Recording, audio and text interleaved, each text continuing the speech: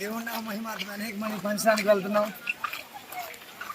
తుఫాన్లు అనేక మంది ఇప్పుడు జారట్లేదు, అయినా కానీ లోపలికి వచ్చేసాం. ఇంకా బాగా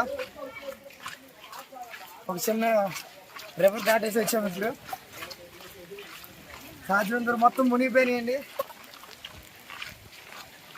వర్షంలో చాలా మంది ఫుడ్ సప్లై చేయడానికి అవ్వదు, కానీ దేవుని కృప ద్వారా మేము తిరిగేసేస్తున్నాం. ఇంకా చాలా మంది ఉన్నారు అటువైపున.